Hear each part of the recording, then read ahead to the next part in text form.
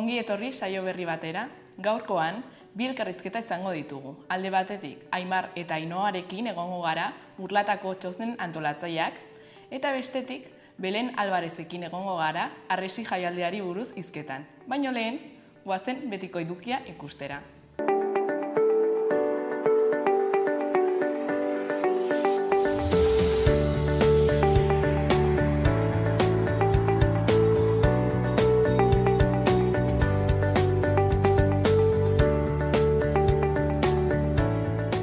Goazen gaurko efemerideekin. Gaurko egun batean, baina 1357ko abuztuaren 7an, Faltseseko nekazariek matxinada abiatu zuten zerga igoeragatik. Nafarroako Carlos Bigarrena erregeak Frantziaren aurkako gerra gastuei aurre egiteko zergak igo zizkien faltsesarrei. Urte batzuk beranduago, 1934an, Irungo postpologileek guztiak emakumeak. Grebara jo eta lantegia okupatu zuten. Lan baldintzen inguruko gatazka murgilduta zeuden. Poliziak fabrika inguruetu zuen. Gainontzeko fabriketako langileek elkartasuna eta laguntza ematea saihesteko. Egun berean, 1983 abuztuaren 7an, Ean Luis Popo Larre desagertu zen. Iparretarrak erakundeko kidea.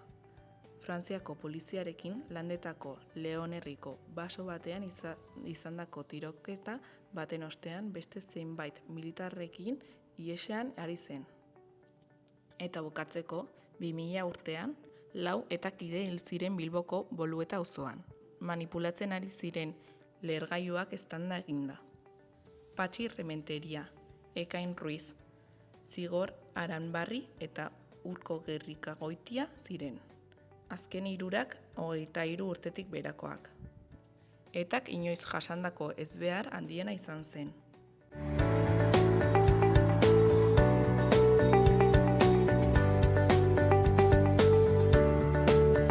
Ikus ezagun, gaurko egunkarien azalek zer diote?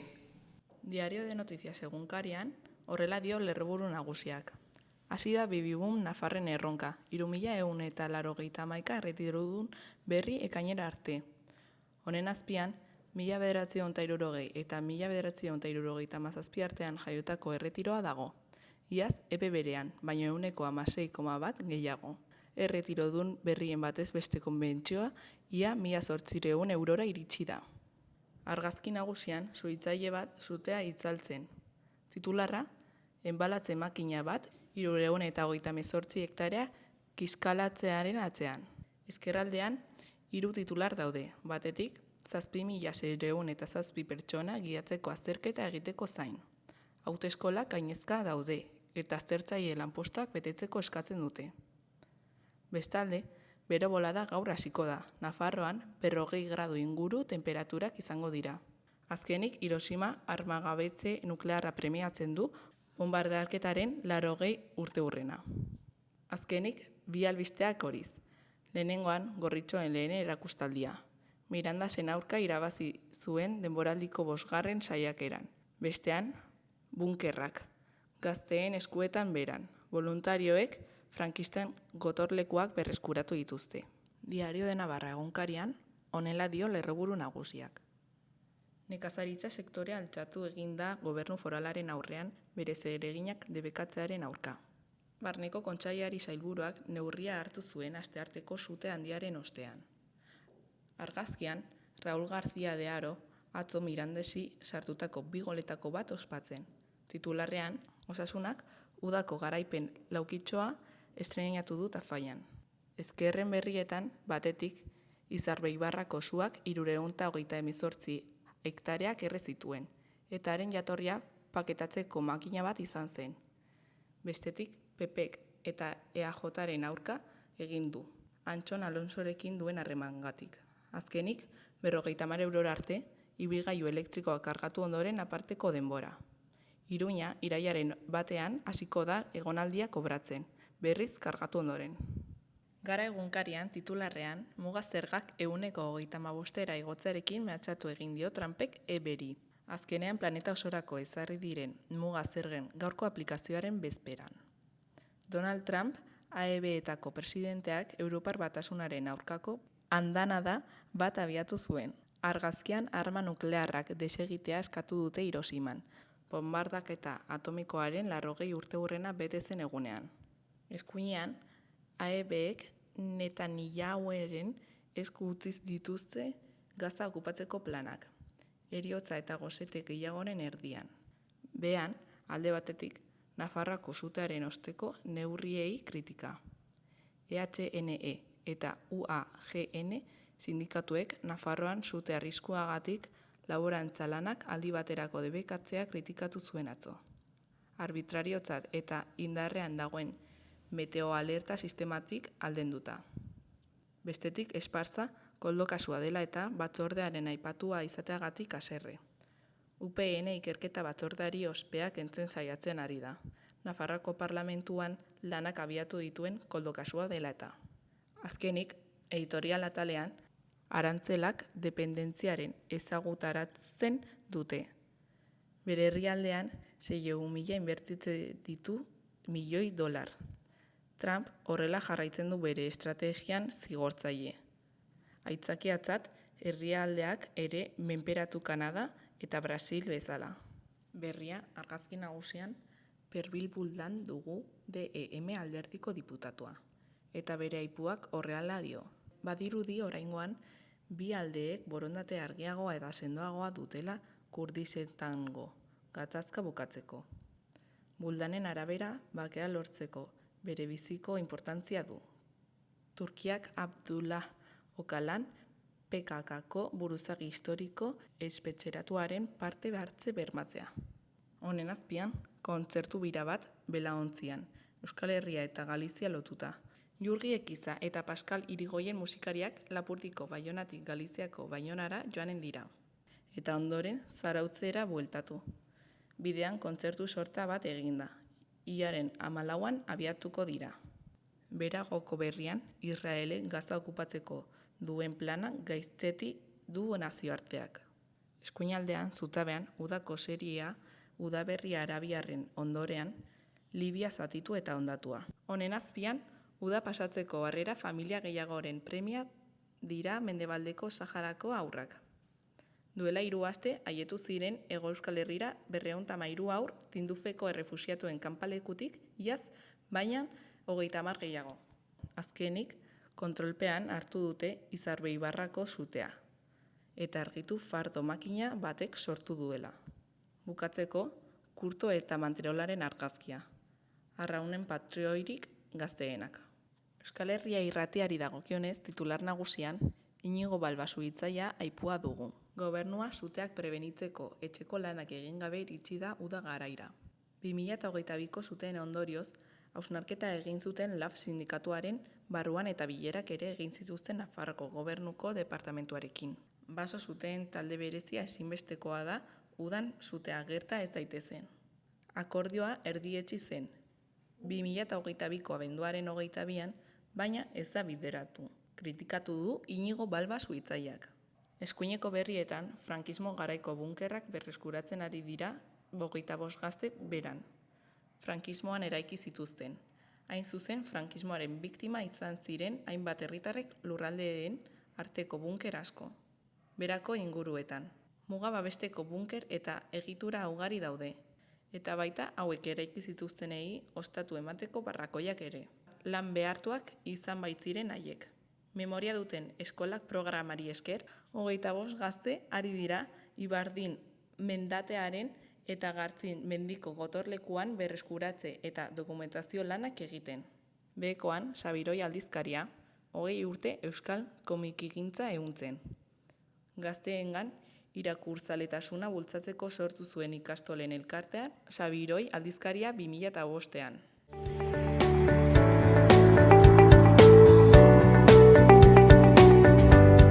Lehen aipatu dugun bezala, hemen gaude Aimar Jimenezekin eta Ainhoa Urrutiarekin, Burlatako txosnenen antolatzaileak.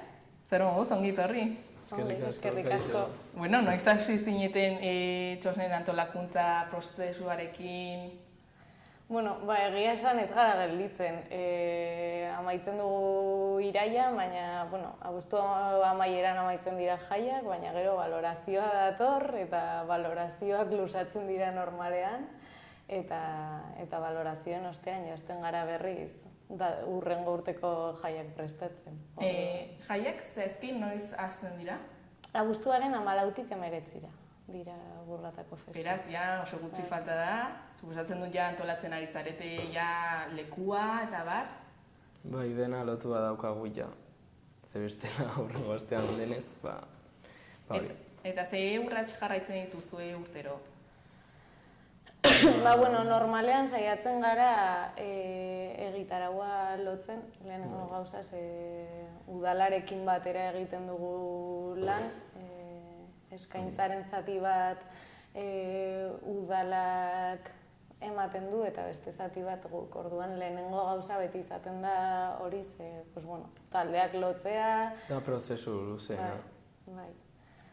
Eta gero ja sartzen gara gauza teknikoagoetan, ez dakit, gure egitaraua lotzen, ze egunetan doan zer, eta...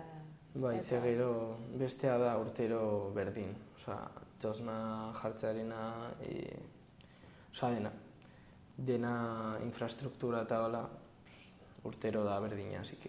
Eta zer da lan gehien ematen duena? Kontzertuena? Bai, normalean bai, ze gainera, azken urteetan saiatzen ari gara txoznak izatea pertsona guztientzako espazio bat, eta uste dugu musika taldeek eta estilo ezberdinek ordezkatzen dutela,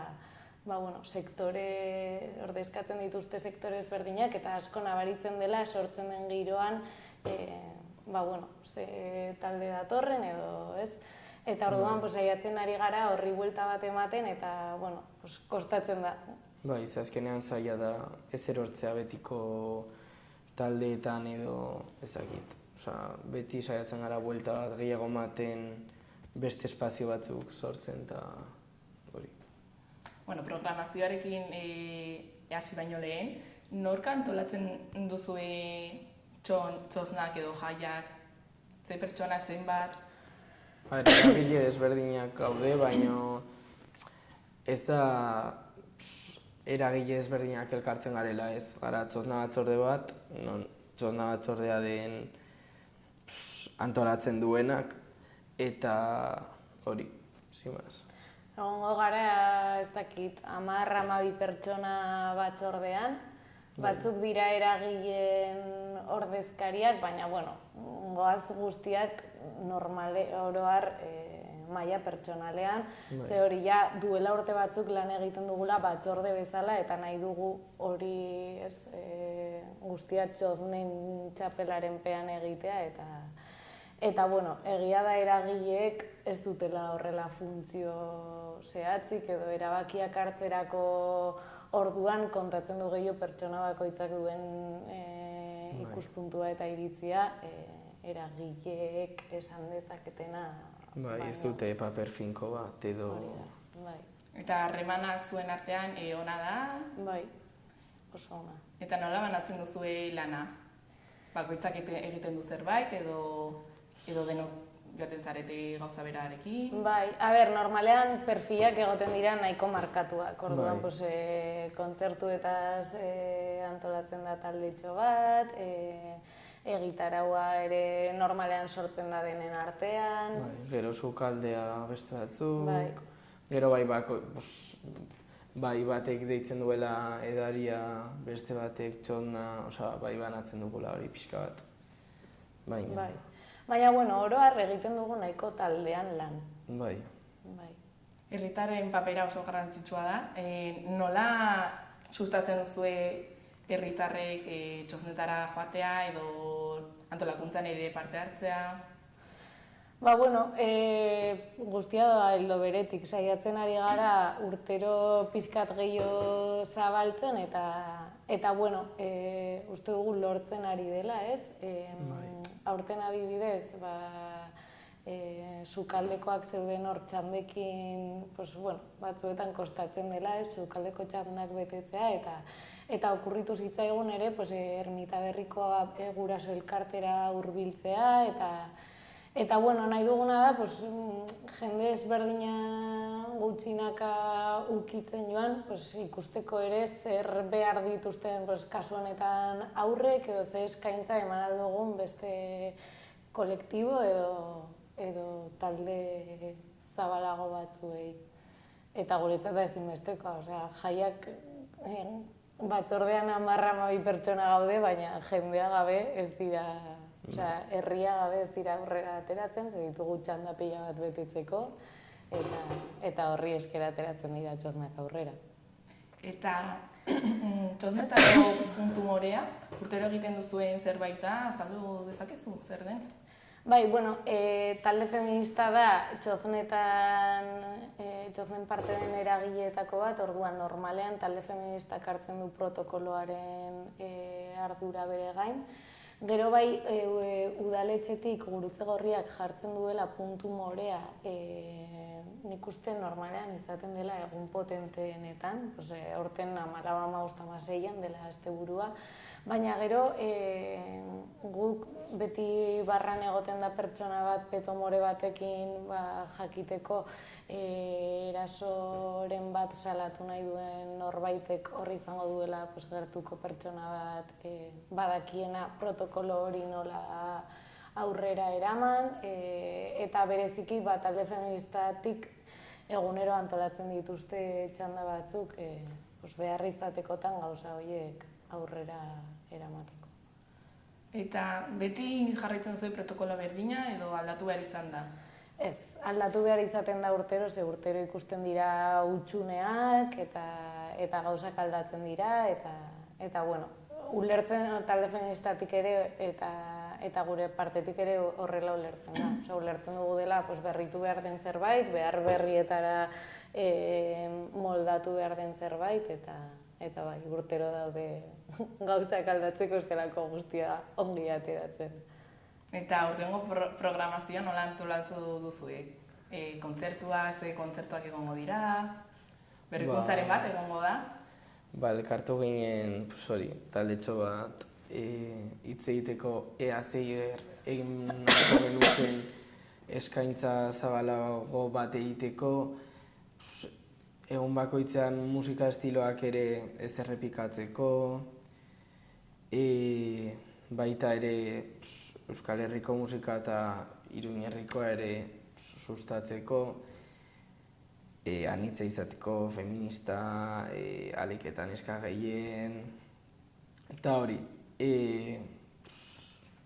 Elkartu ginen, egin genuen proposamen bat, eta udalarekin batera nahiko koherente izan ziren egin genuen proposamenarekin, así que super ondo. Eta ze kontzertu nabarmenduko zenukete? Ze kontzertu nabarmenduko genuke. Bueno, 14an baitugu Atarrabiako talde nahikotxo. 14an Bizardunak daude, Dirakik ere joko du, 15ean Ajariguan Lumak eta Bourbon Kings. Hori burlatako bi talde dira 15ean. Joko dutenak. 16an Jofe, Jon Koldo eta gero burlatako DJ batzuk ditugu ere. 17an Tapia eta Leturia datoz. Ganibetekin. 18an Egun Feminista da, eta Alarma Morea eta Marusak izango ditugu, eta 19an berez ez kalderete eguna da aurten, ze normalean kaldereteak egiten ziren Argako Nogalera deitzen den parke horretan, baina aurten Nobreton dagoenez ezingo dira hor egin, eta egingo da bazkari bat eskolan. Eta orduan izen hori jarri zaio, eta egun horretan egongo dira Andonio Jokiegi eta Nasker. Eta zein da zuen gustokoena? Edo zein nahi duzue, zein ezin duzue galdu? Zein ez dugun nahi galdu, ni 16tik aurrera ez dut galdu nahi ez. Ni berdin, baina Tapia eta Leturia igual. Bai. Eta zeintzuk izango dira aurtengo ordutegiak, txosnen ordutegiak? Hori zuen esku dago edo... Bai, normalean udalarekin adosten ditugu, baina bueno, izaten dira asteburua tokatzen den egun horietan edo 14 beti izaten dela txupinazoaren eguna, hasten dira kontzertuak 9:30 aldera eta irauten dute ordu bat erdiak arte, eta gero aste tartez hasten dira pixkat lehenago eta amaitzen dira ere pixkat lehenago. Bai, baina gutxi gora bera, 9:10 hasten dira egun, hasiko dira egunero kontzertua. Baina gero dago musika txosnan Bai. 7 arte, 6 eta aste tartez 4 arte edo hola. Luzatzen dela, hor. Bai. Eta nolakoak dira udalarekin harremanak? Zailtasunak edo oztopoak jartzen dituzte edo nahiko ona? Gure esperientzia ona da.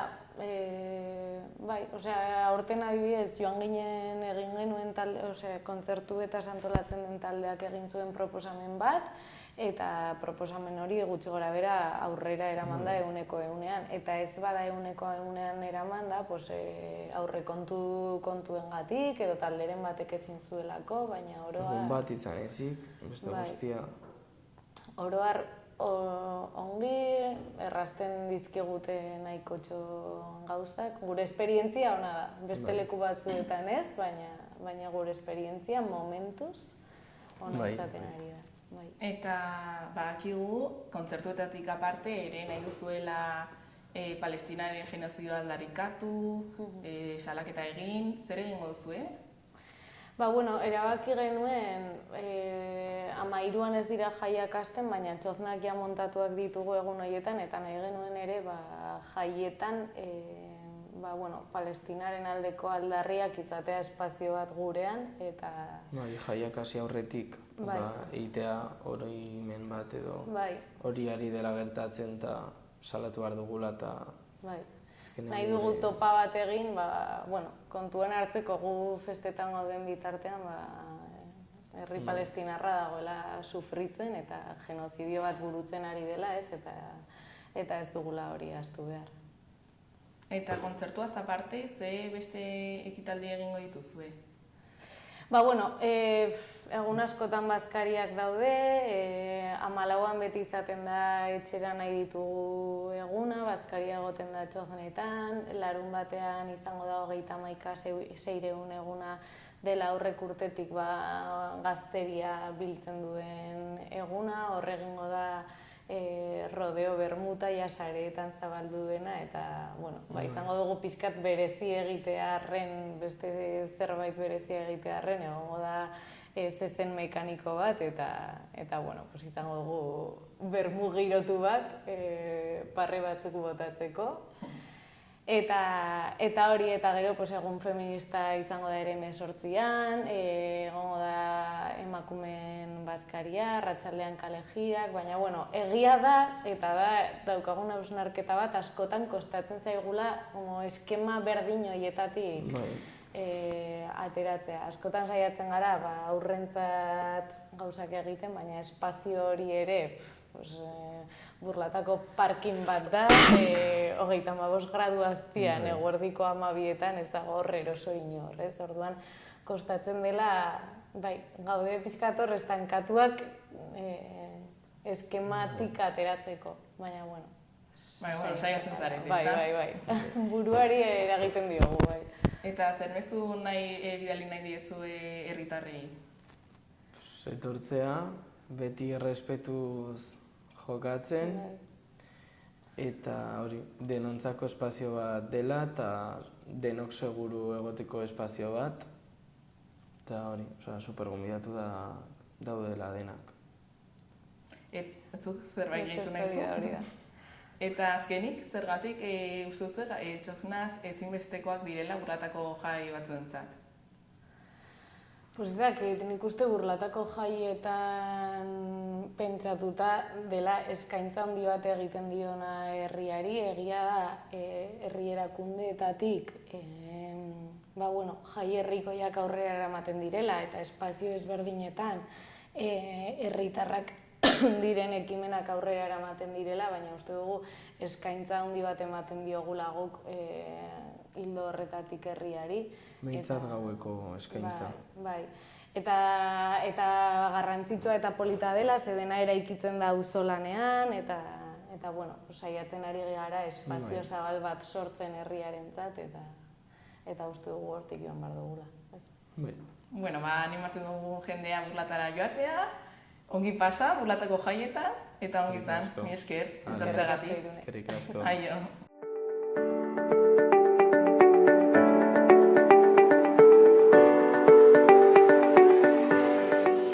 Guazen gaurko eta biharko eguraldia ikustera.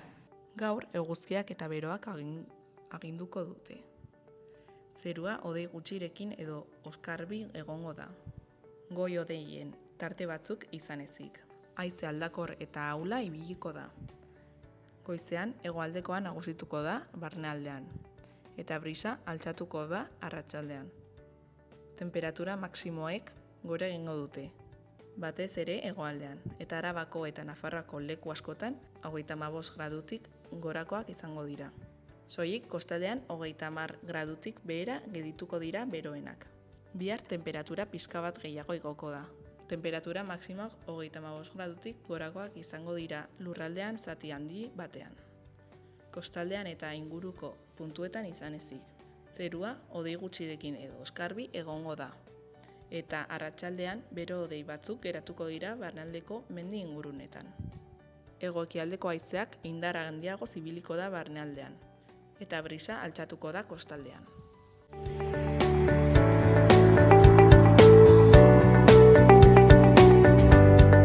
Lehen aipatu dugun bezala, hemen Belen Albarezerekin gaude, zer moduz, ongi etorri? Kaixo, eskerrik asko. Bueno, Harresiaren jaialdiari buruz etorri zara hitz egitera. Bai. Konta eguzu, zer da? Arrazi jaialdia oso jaialdi handia da. Iruñeko udan, Iruñeko abuztuan egiten da. Eta handia da zeren eta 3 arlo ezberdin dauka, ez? Alde batetik da 5 punta jaialdian, hori gertatzen da beti Ziudadelan.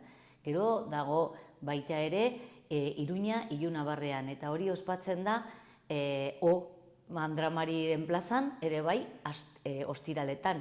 Eta gero dago dantzan malditoz, zoroak dantza, eta jaialdi hori badauka beste parte bat ere bai gauean, dela dantzan malditoz night. Eta hori ospatzen da larun batero, Caballo Blanco, Barbanzanan, eta baita ere Egito Alaiko frontoian. Hori Ziudadelan egiten dugu asteazken eta ostegunetan 3 astez, abuztuko 3 asteetan, eta Ilunabarrean ospatzen da ostiralean eta larun batean dantzan malditoz. Orduan nik uste dut 3 arlo hoien edo 4 dantzan malditozekin gaua hartzen baldugu ere, horrekin osatzen du Harresiko las murallas jaialdia, eta nik uste dut ematen duela aukera ikuskizun politak, ederrak eta eskaintza oso orokora eskaintzen duko dalak horrela, jaialdi honen bidez. Eta zein da jaialdiaren helburu nagusia? Beno, nik uste dut 3 daukagu gure helburu konkretukoak, baina orokorrean da gaur egungo ikuskizunaren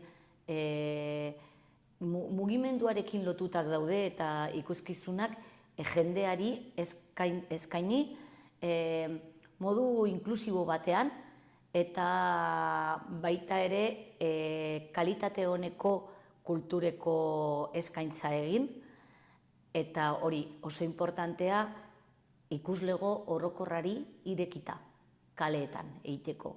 Orduan, nik uste dut hori da 3 gainean dagoen helburuak. Baina gero bakoitzak daukagu gureak. Hori dantzan malditoz da dantzakoa, orduan dantzarekin dotutak dauden helburuak ere bai bilatzen du. Ilunabarrean, Iruñabarrean dauka lotuta gehiago dauka eta sortu zen gehien bat teknologia aldetik solar, eguzkiko energiarekin lotut egiten zuten energi iturria, bera zen, eguzkikoa, eta jarraitzen duela. Eta gero, bost puntak, jaialdian daukagu gure arloa da zirkoa. Orduan bilatzen dugu eta batzutan multidisziplinar diren ikuskizunak ere bai, baina ikuslego orokorrentzat eta normalean ertainako eta handiko formatuko ikuskizunak. Gorputz mugimenduarekin lotutak, zirkoko trebetasunarekin lotutak, akrobazia, oreka, malabarismoak edo horrela, eta hori, gai ezberdinetako ikuskizunak ere bai. Gaur eguneko zirkoak ez da bakarrik, ez du aurkezten bakarrik trebetasun horiek, baizik eta baita ere normalean lotzen dute filosofiko idei batzuekin eta argudioa daukate ikuskizun horrek, ez? Orduan ikusleek pentsatzen dute, sentitzen dute, eta bueno, hori da. Eta zenolako harrera izan du jaialdi hasi egin da? Bai, gaur ere bai hasierako ikuskizun multidisziplinar bat berezia izan genuen, baita ere normalean Ziudadelan ikuskizunak dira 8etan daukagu salbuespenak aurten, eta hasierakoa adibidez 9etan egin zen argi jokua izateko eta horrela ere bai beste esperientzia bat bizitzeko. Eta izan zen konkretuki Iruñaren urteurrena, 2100 urteurrena ospatzeko, enkargu bat egin zitzaizkion Kukai taldeari, eta berak egin zuen proposamen bat jazoerak izeneko ikuskizuna, eta izan zen pixka bat aintzinako ohiturak gaur egunera ekarri. Zeren bidez, gorputza eta dantzaren bidez, tradizionala eta baita ere garaikokoa, eta baita ere musika, eta txalaparta noski, egon zen. Orduan, nik uste dut ikuskizun polita izan zen, eta horrela hasi genuen, 1500 gutxi gora bera pertsona hurbildu ziren Ziudadelara, eta oso gustora txalotu zuten asko. Harrera polita eta jendetsua izan da. Bai, eta atzo ere bai izan genuen ja lehendabiziko ikuskizuna, nazioarteko konpainia batekin, Argentinatik etorrita, horrein da hontan daude jira egiten Europan, eta aprobetxatu genuen, hemen ere bai izateko, porque bere propuesta da oso propuesta, txikia, bakarrik dira bi, txikia baino baita ere 1000 lagun ikusi zuten, nahi dut, baino, intimagoa zen eta baita ere motza, oso ordu erdi batekoa zen bakarrik, orduan bi pase egin genuen. Lehendabiziko aldiz, hori izan zen pixkat froga 7etan bat, eta justu atzo 7etan eguzkia ematen zuen gogor. Orduan, baita ere, nik hor egon ziren 200 lagun eguzkitan, eta gero beste batzuk urrunago baita ere itzaletan, baina hori oso polita izan zen ikuskizuna, mano a mano taldearen eskutik, Nosotres deitzen zen, eta mensaia bazuen ere bai, eta oso polita. Gero gauean, 8:00 egin genuen beste pase bat, horrexegatik bi pase motza zenez ikuskizuna, antolatu genuen horrela 7 pase bat eta 8:00 beste bat. Baina jarraituko dugu gaur adibidez 8:00 izango da, datorren astean ere bai 5 puntas daukagun ikuskizunak 8:00 izango dira besteak, eta hurrengo astean badaukagu beste salbuespenik bat, dela abuztuaren 20an, la banda gainera Iruñeko Nafarroko talde baten eskutik, ekarriko dugu Jugen, bere azken ikuskizuna, eta hori oso plastikoa da ere bai, horrexegatik argi pixka bat jarri nahi dugunez, gaueko edo arratsaldeko edo gaueko 9etan egingo dugu.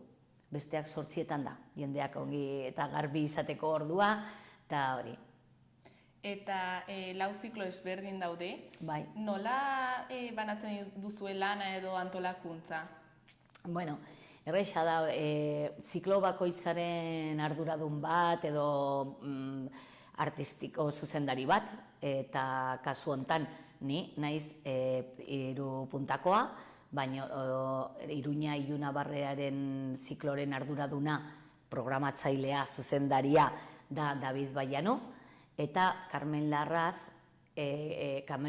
egiten du Danzan Malditos. Baita ere, gero Danzan Malditos Night, da Carmen Larraz baita ere arduraduna, baino egiten du beste kolektibo batenkin lagundua.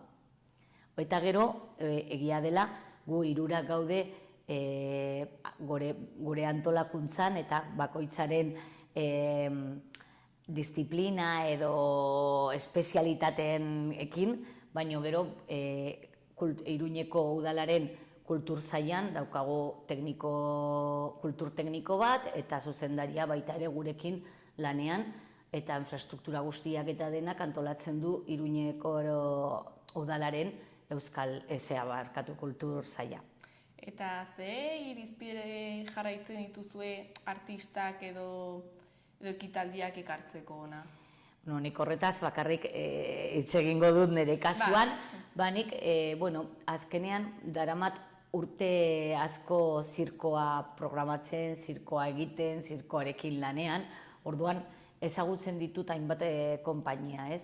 Eta alde batetik gustatzen zait ekartzea edo, ni nago erne, ea ze konpainiak berriak osatzen diren, eta konpainia gazte horrek zer ekartzen dute berrian.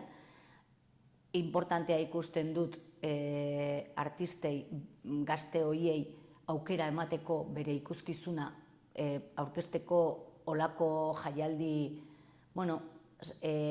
asentatutak edo sendoak direnak eta hiri batekoak zeren eta batzuetan asko kostatzen zaie ere bai lortzea olako programazioetara, talde gazte bat osatzen denean.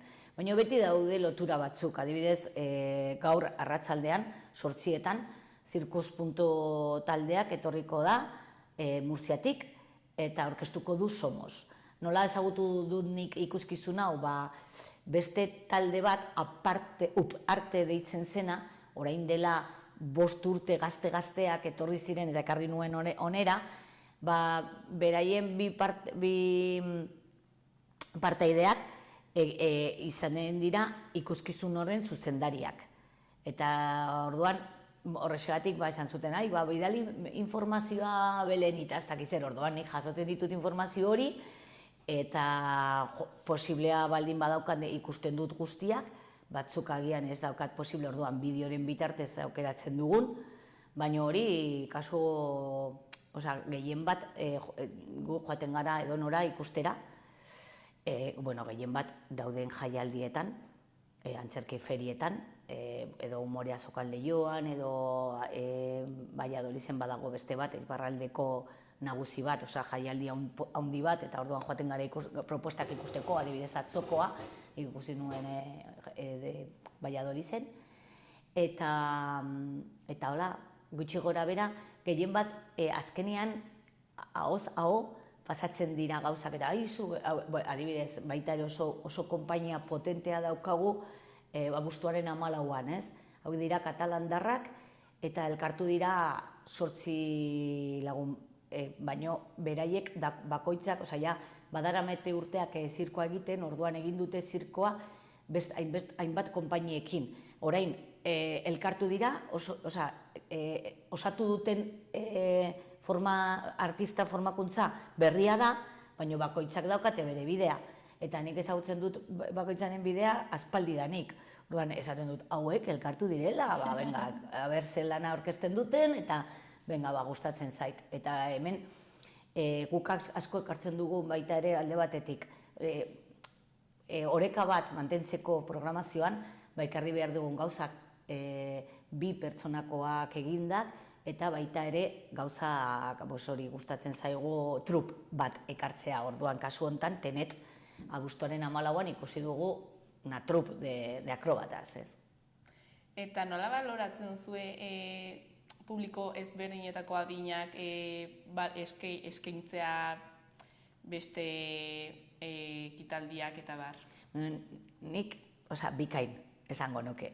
Zeren Iruñeko, eta gainera konpainiek esaten didate, Iruñeko publikoa da berezia. Eta ez da pelota izateagatik eta ez, benetan, atzo nabarnu nuen pilo bat jendea eguzkipean egon zenean, baina baita ere beste kasuetan euria egin du eta jendea bere euritakoak egon da hor. Behin batean gogoratzen naiz, 9-1 Madrilgo konpainiarekin geunden, hasi zen, ikusten genuen hodeiak urrutitik, baina gero justu 20 minutu edo zeraman ikuskizuna hasita hasi zen euria egiten gogor, nik uste nuen arriskugarria zela soinu ekipo eta argi ekipo entzako, eta jendeak esaten zuen, ez moztu, baina, horrela, jarrera hori oso baikorra, eta gero, zuk esaten duzuna, baita ere zer daukago, zeren jaialdi honekin ere bai, Iruñeko patrimonioan lantzen dugun eta ikusgarri puntu batean ikusten dugun, ez? Orduan, jendean nik uste dut, bada posibilitate bat, esateko nire, arrotasun bat sentitzeko zure iria zeren, eta joaten zara udako arratzalde batean Ziudadelan, eta egiten du nahiko temperatura ona, igual kanpoan baino hobe, hor, zugaitzengatik, belarrengatik, freskoa berehala sentitzen da. Eta gero pakea, ez? Dago Iruñaren bihotzean, baina sartzen zara gotorlekura, eta batean soinua ez da entzuten, eta beste mundu bat da. Orduan nik uste dut jendea oso gustora dago Iruñeko gure hiriko txoko horretan, ez? Eta gauza bera sumatzen dut pasatzen dela O plazan edo Caballo Blancon zen olako tokiak daukagun olako kulturaren eskaintza egiteko, ez? Eta jendeak nik uste dut ikusten du horik eta baloratzen du asko. Ze polita da Iruña, ez da? Hori da. Eske dudari gabe, baina gainera gauza politak ere bai jartzen baldin baduzu, orduan nik uste dut faktore guztiak elkartzen direla eta, gauza ugari, ez? Multiplikatzen da. Eta aurten jazoera ikuskizun berezia sortu da edo egin da. Azaldu dezakezu zer den edo nor antolatzen duen? Bai, Kukai taldeak egin zuen. Kukai taldeak bada, igual nik uste dut euskal folkloreak gaur egunatu duen konpainia famatuena, egin zuen orain dela urte pilo proposta oso berri bat, eta hildo horretatik jarraitu dute. Orduan, gainera, kasu hontan, teknika osoak eramaten zuen David Bernuezek, bada hemengo teknikari baita ere on bat, profesional on bat, eta beraiei enkargo berezi bat egin zioten, aurkezteko ikuskizun bat espresuki Muraiasetan antolatzeko. Orduan, testu gutxi zuen, baino horren arabera zijoan. Eta beraiek zer aukeratu zuten? Euskal folkloreak bere gai normalean potentea dena, elkartu beste gauzekin, nahastu bizitzan eta historian nahazketak azaltzeko oso importanteak direla eta baita ere aurreratzeko edo garapen bezala, garapen motorra izateko ere bai, horrela aurkeztu zuten, dantza garaikikoa hor bertan, nahaztuta folklorea eta horretarako dantzaria Maili zen, eta neska hori Iruñakoa da, orduan, egin zuten nola bai tokiko ginu bat, ez? Gero txalaparta, ere bai bazegoen, orduan oso polita zen entzutea, eta baino beatboxekin lotuta. Eta gero saxofonista bat, baita ere telebistan agertzen dena pirata oso famatua da, baina baita oso saxofonista ona, orduan, gauza guzti horiek lotutak ikuskizuna ikusgarria zen, sentipenakoa zen, eta nik uste dut hurbildu zen jendea jarrera onarekin hartu zuela. Egin dira nahasketak oso arraroak, adibidez aipatu duzuna beatbox, bai? Eta ere euskal musika eta flamenkoa. Bai, baita. La Pulgilla izeneko artista gazteiztarra eta euskalduna, baina hori da Kukai taldeak egiten duena, eta horretarako daukate, ez dakit, sentidu berezi bat, ongi nahasketa horiek, arriskugarriak direla, ongi egiteko. Eta bere obra polita izan zen. Publikoa gustatu izan zuen? Bai. Eta ze beste ikuskizun izango ditugu hurrengo egunetan? Beno, hori Ciudadelan, atzo ja saldu dut zer izan genuen, gaur Somos izeneko ikuskizuna izango dugu, akrobaziarekin salto eta, baino baita ere dantza, musika zuzenean ere bai, gitarra bat dago, orduan propuesta oso gaztea da, eta egiten dute baita ere lotu gorputzaren adierazpena barneko sentipenarekin ere bai. Orduan, nik uste dut polita izango dela. Eta gero urrengo astean, baita ere, oso gauza ezberdinak daukagu, hasiko gara Infinite izeneko ikuskizunarekin, Seon taldekoa, beraiek dira 2 mutil, eta Infinite hori buruz, abstrakto konzeptu askorekin, baina humorez oinarrituta ikuskizuna da, eta zirko teknika da trapezioa, Washington deitzen dela trapezio baita ere volantea dena, orduan polita da ikusteko ere bai, berezia.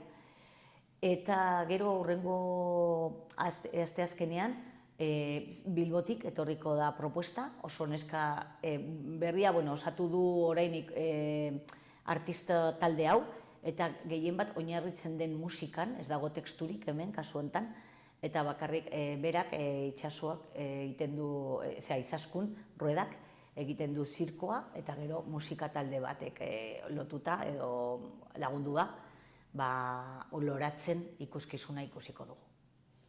Eta bukatzeko, datorren astean, daukagu Tenet ikuskizuna, Kataluniatik etortzen dena, Eukonia taldea, kolektiborekin, oso ikuskizun polita ere bai, indarra dutena, baino oso baita ere beraiek esaten dute ekologistak direla eta feministak. Orduan horretan bai garbi uzten da bere ikuskizunean. Eta ja bukatzeko azken astean, 3. astean, hasiko gara Zirkozaurre taldearekin, Bilbotik ere bai, Zirkozaurre ardatzak ikuskizuna aurkezten du, diabolo batekin, eta diaboloa errebindikatzen duten beste garaietan gure aitzonak eta amonak jolasten duten gauza batekin, eta gaur egun bakarrik artistak erabiltzen dituzten, ez? Orduan, diaboloarekin egin duten errebindikazio bat, ez? Betiko jolasak eta tresna mekanikoak zergaitik ez erabili jolasteko. Ez bakarrik makinitak, hor dago historia. Eta ikuskizun hori adibidez, pasaden urtean, Iruña barrean aurkeztu zen, baino sormenaren prozesuan. Eta ala bezala aurkeztu zen tailer bat izango balitz bezala. Eta orduan, plazaratu zuten maiatzan, eta nik esan nuen, ongi dago izan genuenean laneko edo sormenaren prozesuan zegoen zop bat urte batean, eta gero ja jendeak ikusteko ze garapena izan duen eta plazaratzerakoan zer aldaketa dagoen eta orain ja erabat bukatuta dagoenean ere bai izatea plazaratzeko aukera, ez? Orduan, hori izango da, datorren abuztuaren 19an. Gero, abuztuaren 20an, berriz aipatuko dut, aldatuko dela ordutegia, 9etan izango dugu, Nafarroko talde bat, hori oso importantea iruditzen zaigu baita ere urtero daukago normalean hemengo konpainia bat parte hartzen duela ere bai jaialdian, eta kasu hontan Jugen labandako ikuskizuna da, labanda teatro zirko atera da Nafarrotik ikuskizun honekin Portugalera eta hainbat emanaldi eman dute kanpoko jaialdietan. Orduan oso importantea, oso dakit ikusten genuen ere bai aurkezteko Iruñeko ikuslego hori, holako ikuskizun bat, ez? Eta ja bukatzeko izango dugu Faltan 7, Madriletik etortzen den konpainia, Sin Solo izeneko ikuskizuna. Hori da oso familiarra, humorekoarekin ere bai, eta propuesta da oso divertigarria. Sartzen dute teknika berriak, adibidez bizi akrobatika, eta hori adibidez Iruñan jaialdi honetan ez dugu sekulan izan.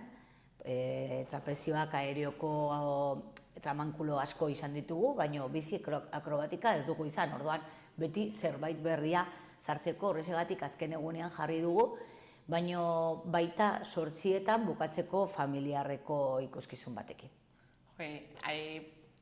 Daude ekitaldi asko, denetari, mota askotakoak, berrikuntzak ere sartu dituzue aurten, eta etorkizunari begira, nola gustatuko litzaizuke ikustea resi jaialdia edo ze berrikuntzekin? Beti badago bidea aurreratzeko eta niri gustatuko litzaidake oso jarrera ona dutela, oso harrera ona dutelako egitea urtean behin 2 edo 3 ikuskizun, baino gauean, argiekin, zeren ikuskizun batzuk asko aberasten diren argiaren jokuarekin. Orduan, alde horretatik gustatuko litzaidake, izan dugu hemen jaialdi hau 9 urte darama egiten, eta izan dugu proposta oso politak eta potenteak. Eta gaueko hasiera batean egiten genuen astero, 3 aste hauetan gaueko bat. Eta hori gustatuko litzaidake, baina, igual izango da gauza pertsonala, baina nik uste dut hori, gaueko propuestak dira oso bereziak. Oso politak. Eta bukatzeko, zergatik jendea hurbildu behar da jaialdi honetara? Zergaitik? Edo animatu jendea etortzera? Bai. Edozein egunean, eta nik uste dut, ongi pasatzeko aukera izugarria delako, baita ere elkar ikusteko aukera jendearen artean, zeren adibidez nik ikusten dut, jendea urrutik ikusten dut, eta jendea, kaixo eta kizer, egiten da gizarte momentu bat dela, ez? Orduan hori importantea ere bai. Eta gero, naiz eta oso gustokoa ez izan ikuskizun bat, ikuskizuen bakoitzak ze edo zer momentu bat badu bere posibilitatea ikuslego baten barneko gauza bat berri ez dakit pizteko. Eta nik uste dut kulturaren posibilitate bat dela hori, edo kulturaren ez dakit, kulturaren balio pena dela hori, eta merezi du joatea, zure nik uste dut udako bizitza aberazten duela eskaintza eta jaialdi hauek, ez? Beraz, hemendikan animatuko dugu jendea. Bai, noski baietz. Joatea, gutxienez egun bat, gutxienez egun asko daude. Hori da. Eta eskerrik asko Belen gurekin parte hartzeagatik, eguna. Zuei, gonbidatzeagatik, noski baietz. Plazer bat izan da. Mila esker. Agur. Agur.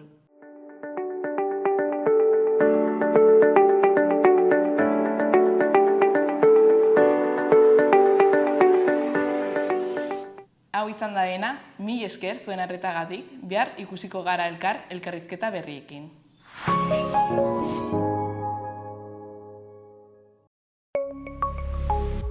Gobierno de Navarra. Nafarroako gobernua.